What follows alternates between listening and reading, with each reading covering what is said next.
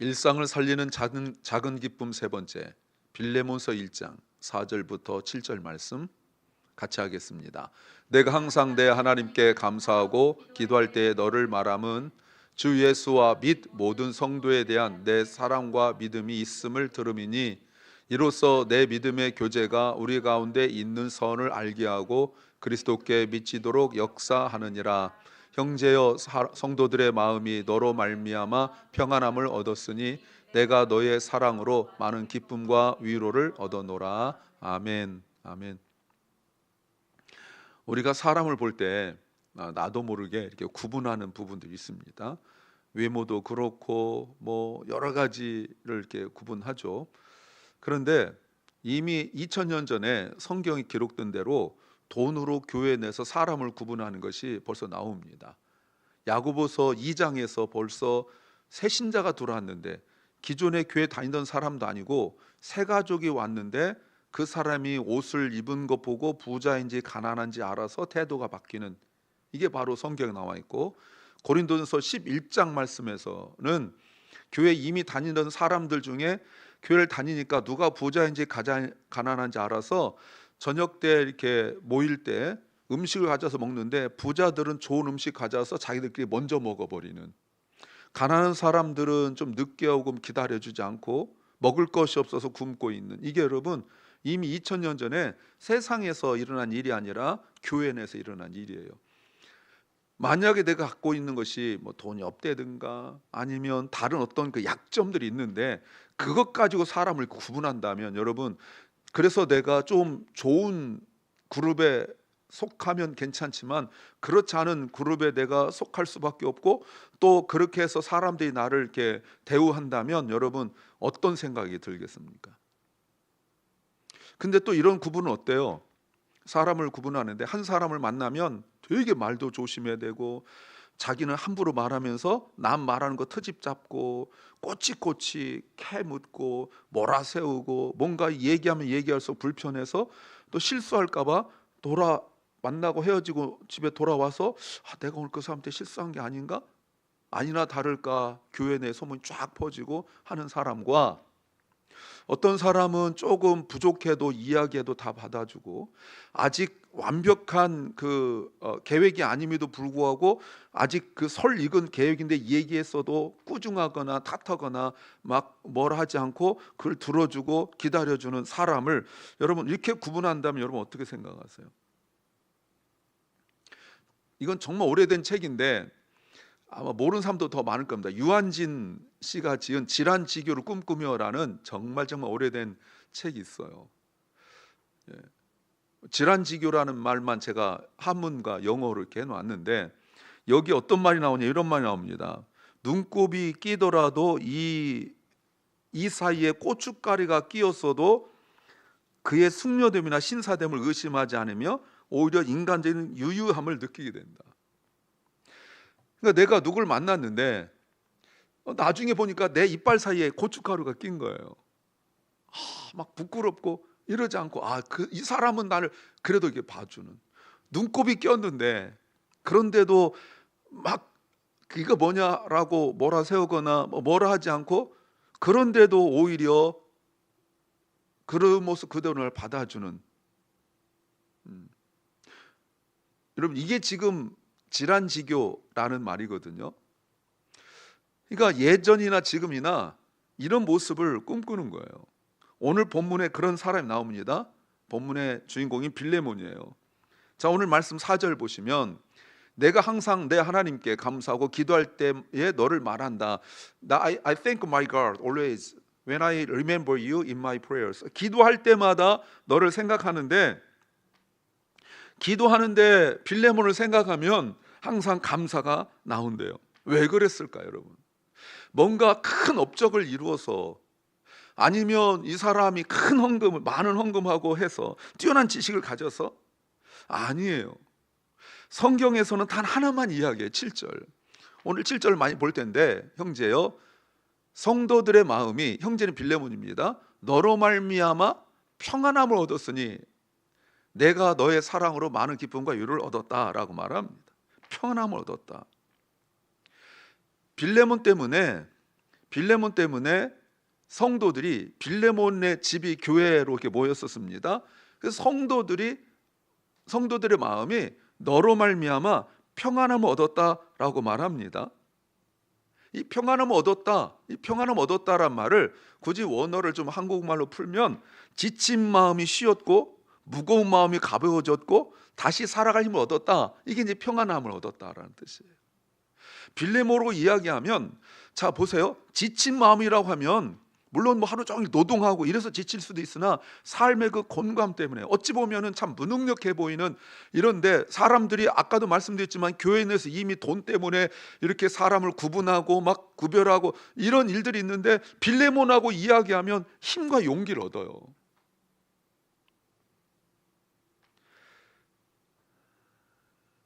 이 단어가 어떻게 쓰이는, 평안함이란 단어가 어디에 쓰이냐면 마치 천국에 있는 것처럼 그런 마음이 평안함이에요.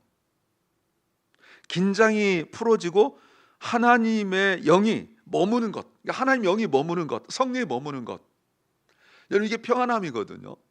그러니까 성도들의 마음이 빌레몬 때문에 그렇게 마치 천국에서 있어야 되면, 천국은 긴장하지 않거든요. 근데 천국에 있을 때 그 마음처럼 마음이 풀어지고 느슨해지고, 어떤 농담을 하고 또 어떤 고민을 이야기하고 나의 부족함과 나의 무능력함을 이야기하더라도 천국은 그런 걸 탓하지 않거든요. 여러분 천국이, 여러분 그 뭐 장애인이라고 못 갑니까? 천국이 돈 없다고 못 갑니까? 부자 나사로는 돈 없어도 가잖아요. 병 들었다고 못 갑니까? 그렇지 않거든요. 그런데 천국에서는 그 나사로를 아브라함이 주님이 이렇게 품에 안으면서 너는 이렇게 찔찔치 못하니 이렇게 꾸중하지 않고 꼭 안아주신단 말이에요. 그가 배운 것도 없을 수도 있고 그 오랜 질병으로 고통당하고 뭐 이랬음에도 불구하고 그런 걸 판단하지 않아요. 가난함을 탓하지 않고 꼭 안아주는 것이 천국이거든요. 그 평안함이라는 거예요. 빌레몬의 믿음의 열매죠. 그러니까 이런 빌레몬 때문에 바울이 빌레몬을 생각하고 기도하면 걱정스럽지 않았다고 말하고 있습니다. 오히려 감사했대요. 그러면 믿음이란 게 뭐예요? 믿음은 사람의 마음을 놓이게 해요.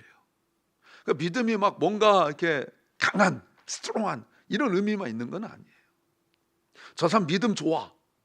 그럼 뭔가 막 그 고난을 막 고스로 막 뚫고 가고 뭐 이런 거 맞아요. 그런 면이 있어요. 그런데 믿음이 그렇게 막 무슨 게 그런 것만 있는 게 아니라 굉장히 소프트하고 부드러운 면이 있어요.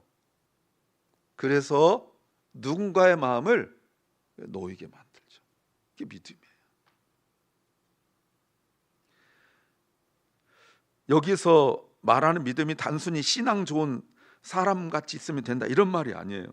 하나님을 신뢰하는 믿음은 그 사람의 관계와 태도를 바꾸고 그래서 주변 사람들이 안심하게 된다라는 거예요. 이거를 굳이 다른 말로 좀 말한다면 룸이라고 말할 수 있어요. 여백, 숨 쉴 틈. 누구하고 얘기하면 막 숨도 못 쉬겠어요. 하도 몰아세우고 트집 잡고 막 그러니까 얘기할지 않을 수 없는데 얘기만 하면은 그냥 이렇게 언제 공격 들을지 모르기 때문에 그냥 웃으면서 이야기하지만 꽁꽁 마음을 싸맬 수밖에 없는. 근데 여기서 마음을 놓이게 한다, 이게 믿음인데 이거는 다른 사람을 하여금 이렇게 숨 쉴 수 있는 틈을 준다는 거예요. 그 사람 자체가 하나님 안에서 그 숨 쉴 틈을 얻었기 때문에 그래서 다른 사람에게도 숨 쉴 틈을 주는, 이게 진짜 믿음이죠. 어떤 때는 부부 사이에서도 부모 자녀 사이에서도 막 숨도 쉬지 못하게 막 그냥 몰아세우고 지적하고 막 이런 것들.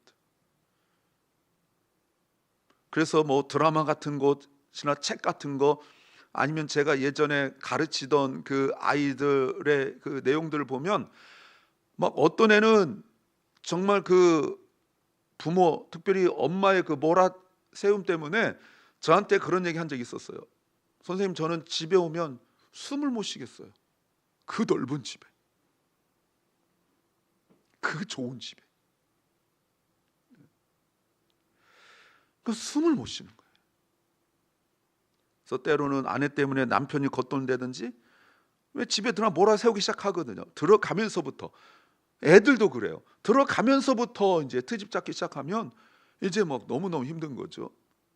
저는 예수 믿고 신앙생활 한 지 꽤 됐음에도 불구하고 만약에 가족을 그렇게 대한다면 저는 그 사람 믿음에 대하여 의심할 수밖에 없습니다. 5절 보세요. 바울이 주 예수와 및 모든 성도에 대한 내 사랑과 믿음이 있음을 들었다라고 말합니다.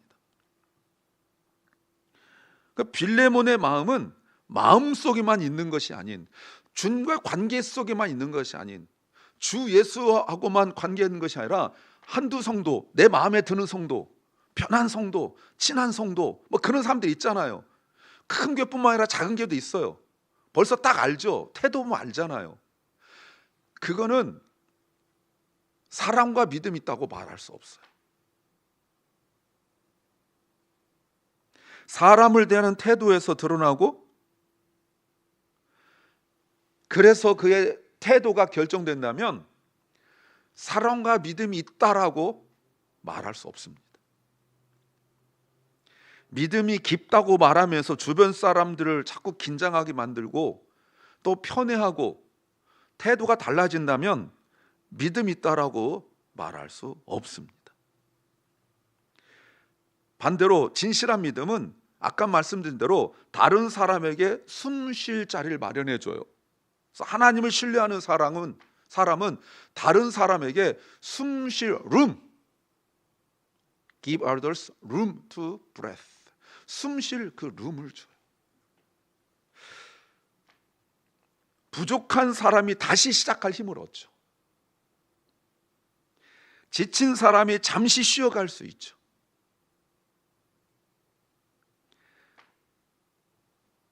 말하지 못한 아픔을 꺼낼 수 있게 되죠. 이게 사실 소그룹에서 일어날 일들이거든요. 빌레몬의 집이 교회라고 말씀드렸습니다. 그러니까 예전에는 교회당 건물이 없었기 때문에 이렇게 어떤 집에서 이렇게 예배를 드렸거든요. 로마서도 16장에 보면 그 각 집마다 모인 그 대표자의 이름이 쭉 나오지 않습니까? 그러니까 그곳에서 모였어요. 근데 바울이 말한 거 보십시오. 다시 5절 보시면 믿음의 교제라고 말하고 있습니다. 주 예수와 6절입니다. 6절에 이로써 내 믿음의 교제가 우리 가운데 있는 선을 알게 하고 그리스도께 미치도록 역사하느니라. 내 믿음의 교제가, 그러니까 믿음의 교제가 그냥 모여서 예배드린 것만 말하지 않고 우리 가운데 있는 선을 알게 한다라고 말하고 있습니다. 그러니까 뭐가 선인지 알게 하는 거죠. 그래서 저는 교회 다닌다는 것을 좀 다시 한번 정의드리고 싶어요. 교회 다닌다는 게 뭐냐면 하나님을 신뢰하는 사람은 다른 사람에게 숨 쉴 자를 내어주는, 이걸 배우는 게 교회예요. 그래서 교회 직분자들은 이런 모습을 초신자들하고 젊은 사람들한테 보여주는 거예요.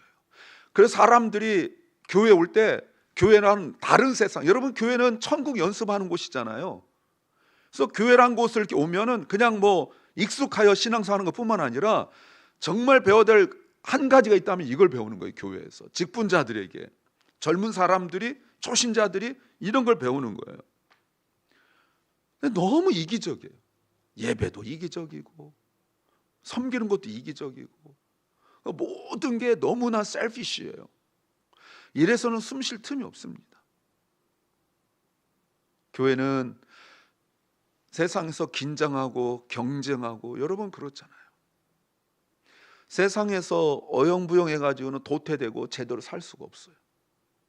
정말 세상은 치열해야 되고 세상에서는 뛰어나야 되고 짓밟아야 되고 그런 곳이에요. 가라고 이렇게 양보했다가는 나는 들어갈 수 없는 그런 곳이 바로 세상이에요. 근데 교회 오면 그런 것들이 바뀌는 거예요. 적어도 교회 내에서는. 왜? 천국 연습해야 되니까. 그게 뭡니까? 룸, 숨 쉴 자리를 마련하는 것. 이 훈련하는 것이 곧 교회예요.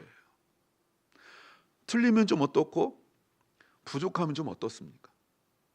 제가 감자탕교회 조현삼 목사님의 그 이론 가지고 말씀을 드렸죠.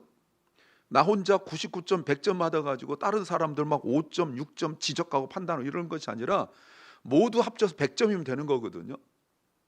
그래서 여러 차례 말씀드렸지만 교회는 은사로 실력으로 섬기는 것이 아니라 믿음으로 섬기는 거예요.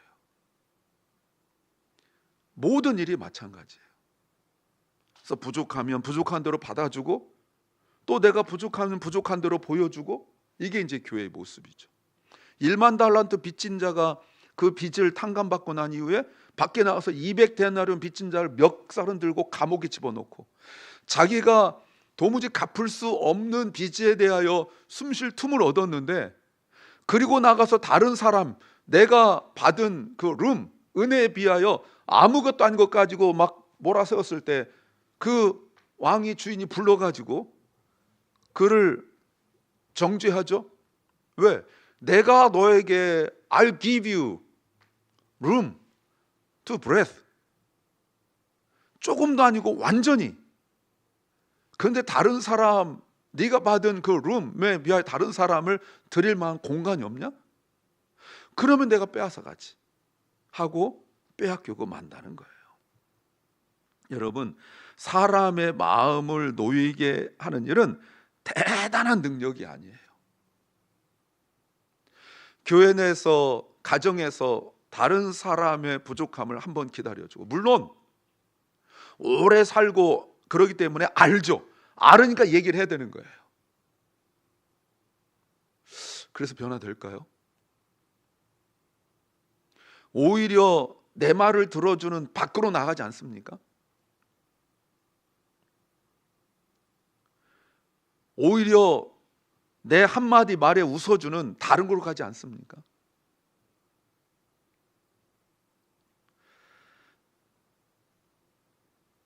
여러분, 이게 바로 숨쉴 틈을 주는 거예요.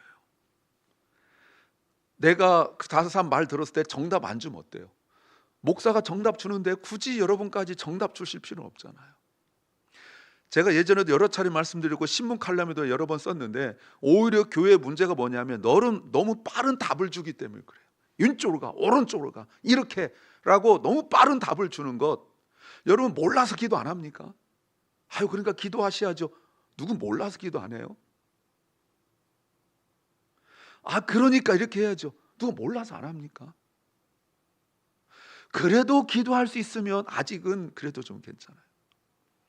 그 기도조차 할 수 없는, 믿음 없는 거 말고 진짜 너무 힘들고 어려워서 기도조차 할 수 없는 그런 상황인데 거기다 대고 기도도 안 하느냐, 이렇게 말해버리는 것은 절대로 도움이 되지 않아요.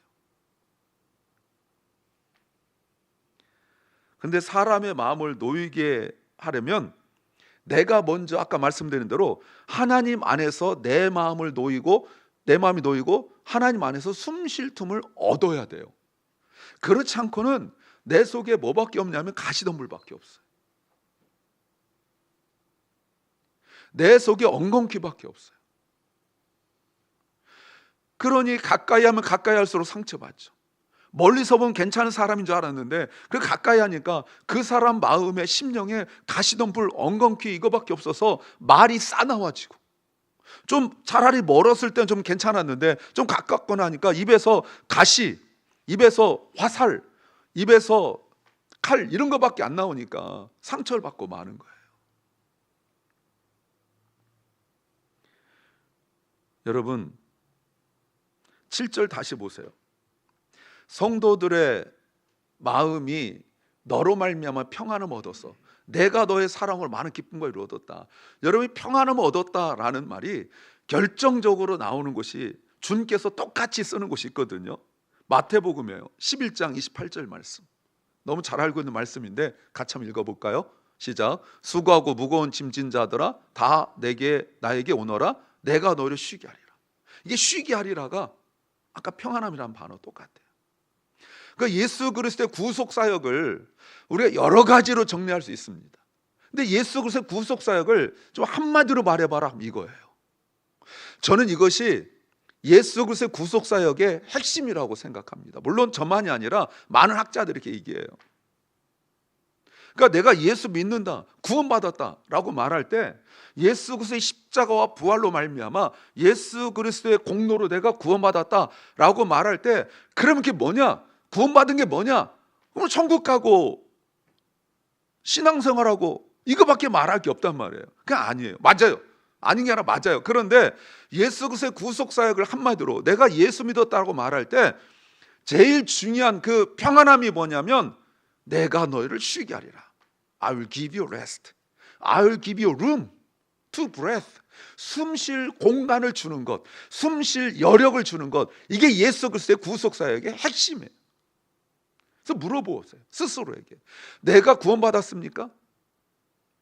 아멘이라면, 그렇다면 내가 예수 안에서 숨 쉴 틈을 얻고 있습니까? 이게 정말 중요한 거예요. 여러분, 하나님 앞에서 마음을 이렇게 놓아본 사람은 다른 사람 마음도 놓아야 되는 것이 일 다음에 이 나오는 것처럼 공식과 같은 거예요. 물론 한 번에 안 되죠. 왜냐하면 우리도 성화되는 과정이 있으니까. 하나님 앞에 온전히 맡기는 거, 릴라이온 한다는 건 쉬운 일이 아니에요. 다 맡기는 건 정말 어려운 일이에요. 예전에 제가 들은 이야기를 똑같이 여러분에게 여러 차례 했는데, 어느 교회에서 성경 암송대 있었잖아요. 시편 23편 1절부터 6절 말씀. 어떤 중학생이 나와가지고 여호와는 나의 목자신 내가 부족함이 없으로다 해놓고 2절이 생각 안 나죠. 얼굴 빨개졌어요. 다시 한번 했죠. 여호와는 나의 목자신 내가 부족함이 없으로다. 2절이 생각 안 나요. 그럴 수 있습니다. 뭐 성도들이 괜찮아, 아이가 어린데 나와서 하니까. 근데 또 실수하고 여섯 번째 여호와는 나의 목자신 내가 부족함이 없으로다 해놓고 아멘 하고 들어갔대요. 2절부터는 생각 안 나도 여호와가 내 목자시니 내가 부족함이 없는 거예요. No want. 2절부터는 그냥 1절을 풀어놓은 거잖아요. 근데 아멘 하고 들어갔대요. 마치 인생의 모든 걸 깨달은 것처럼. 저는 그게 신앙생활이라고 생각합니다. 천국 한번 생각해 보세요. 천국도 그렇게 막 바쁘고 막, 저처럼 모니터 몇 개씩 놓고 막 눈 뚫어지게 봐가지고 막 눈물 아파가지고 막 눈 비비고 천국 이럴까요? 얼마나 여유가 있을까요?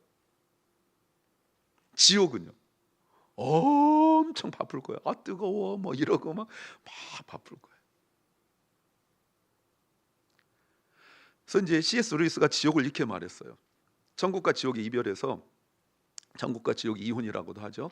거기서 위대한 이혼이라고도 하고요. 뭐라고 그랬냐면, 지옥은 옆 사람이 내게 오는 걸 허용하지 않기 때문에 자꾸 멀어져요.